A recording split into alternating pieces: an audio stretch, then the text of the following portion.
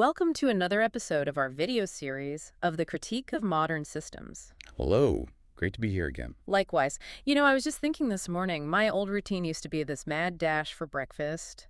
Now it's just black coffee and calm. And that feeling right there, that's kind of the whole point, isn't it? I think so. It perfectly sets up what we're getting into today. It really does. We're stepping away from the fads, the superficial trends of intermittent fasting or IF. Right. And we're going to analyze it as a return to something biologically normal. Exactly. The mission today is to use the actual physiological data to pull apart the myths that our modern hyperconsumption system has built around when and how we should eat. We want to get to the truth of what time-restricted eating does to your body, your mind, everything. And what's so wild is that our current way of eating 3 meals, constant snacks, that's the real experiment. Absolutely. It's the historical anomaly. For thousands of years, eating was sporadic. You ate when food was available. Okay, so let's get into the mechanics. If someone wants these deep biological benefits, they can't just, skip a biscuit. What's the real starting point? The 16-hour threshold. That duration, it's pretty much non-negotiable for any real physiological change. So why 16 hours? What's the magic number there? It's the minimum time your body needs to fully, and I mean fully, shut down the digestive system to stop processing the glucose from your last meal. And once that system finally goes offline, that's when the real work begins, the internal cleanup. That's it. It's a process called autophagy. Which means self-eating, right? Literally.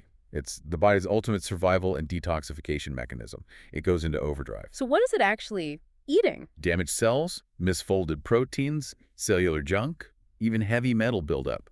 It's a recycling program that clears out the old and toxic to make way for the new. This is Nobel Prize-winning science, by the way. Wow. And it's just so fascinating how social engineering pushed us away from this constant fear of a slowed metabolism. It's a recent invention, purely an artifact of the Industrial Revolution, maybe 150 years old. To keep factory workers going. Exactly. You needed constant energy input. The concept of lunch, a big midday meal, was actually considered a bit crude in many cultures before that. A gorging habit, I think I read somewhere. It was. The 3-meal-a-day structure was literally manufactured to fit an economic model, not a biological one. And that model created this myth that fasting is dangerous. You hear it all the time. Your body will go into starvation mode. No, and that's just not what happens. I mean, look, the initial transition, the first 3 to 5 days, they can be tough as your body screams for its sugar fix. Right. But once you're past that, your metabolism actually accelerates. It shifts into ketosis. It starts burning stored fat. And we have to talk about growth hormone. That spike is just, it's huge. It's incredible. Growth hormone is what supports regeneration, muscle synthesis. People pay a fortune for therapies to get it. And you can get it for free. By fasting, your body floods your system with it. It's a built-in mechanism to protect your muscle while you burn fat. It's brilliant, really. Okay, so we really need to shift the focus here. Because when people hear IF, they automatically think weight loss. And that's not the primary benefit. it's a side effect. It's a consequence, and it completely depends on what you're eating in your window. The real profound benefits are correcting insulin resistance and that massive boost in growth hormone. So let's lock down the structure. We're talking 168, 16 hours fasting, 8 hours eating. In that 8-hour window, does it matter if I have 1 big meal or 5 small ones? Doesn't matter at all. The frequency in the eating window is irrelevant, only the time frame. But that fasting window. It has to be clean, absolutely clean. Nothing that stimulates digestion. Water, black coffee, unflavored tea. That's it. Okay, I have to challenge you on this because this is the #1 question we get. You said nothing sweet. What about a 0-calorie sweetener? Stevia in my coffee. Am I really ruining the whole thing? It's not overkill, and yes, you are undermining the benefits. But how? There are no calories. It doesn't matter. It's about taste.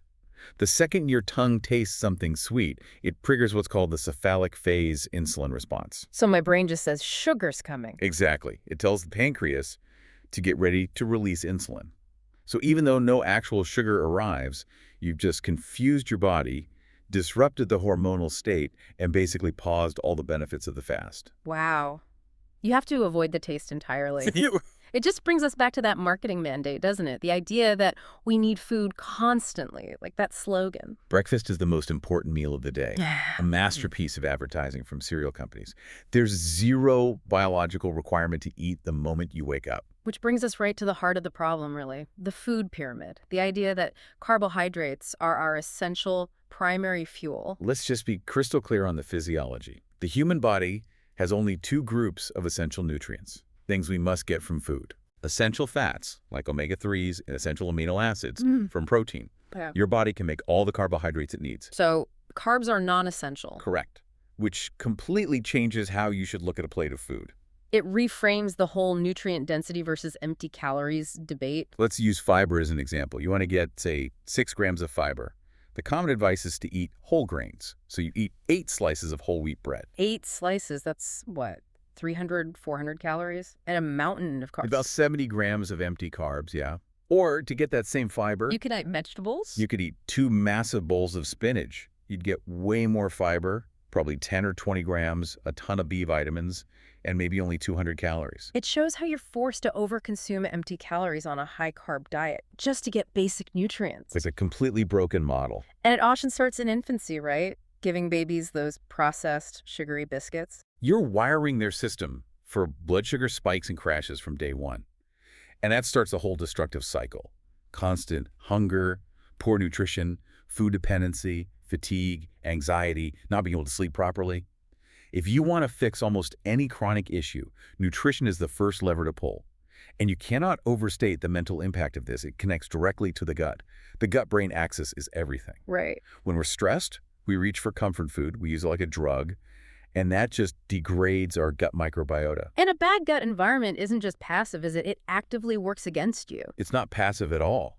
A compromised gut can foster bacteria that literally produce chemicals that trigger fear, anxiety, and depression. So it's a feedback loop. Stress makes you eat badly, and the bad food creates a gut that makes you feel more stress. It's a vicious biological cycle. But the reverse is also true. When you fix the nutrition, when you move away from processed carbs and introduce the stability of a clean fast. The change in mental clarity is profound. People talk about a mental fog lifting that they didn't even know was there. And this must extend to chronic physical issues, too. We have to stop seeing things like migraines or autoimmune flares as just random diseases. They're signals. The body rebelling. Exactly. It's a rebellion. It's your body screaming that its internal environment is being misused. And when you regulate the diet, it's amazing how often the symptoms just resolve, even if you weren't treating the symptom directly. Okay, but we have to stress the importance of the transition. You can't just jump in. Absolutely not. The body is often genuinely addicted to carbs. Jumping straight into a 16-hour fast while still eating poorly in your window is the #1 reason people fail. The crashes are just too intense. They are. So the first step isn't the fast. It's a dietary reset. Like a low-carb or paleo or keto approach first. Precisely. You have to teach your body to burn fat for fuel first. Get rid of the constant hunger cravings. Once that happens, fasting for 16 hours becomes easy. It feels natural. And this is really a safety issue, too, especially for some people. It is. Anyone with underlying conditions, especially hypoglycemia or if you're on blood sugar lowering medication, you must talk to a functional medicine doctor or a knowledgeable dietitian first. This is a powerful hormonal shift. So to bring it all together, the goal is integrated balance. Yeah. Physical, the mental, the emotional.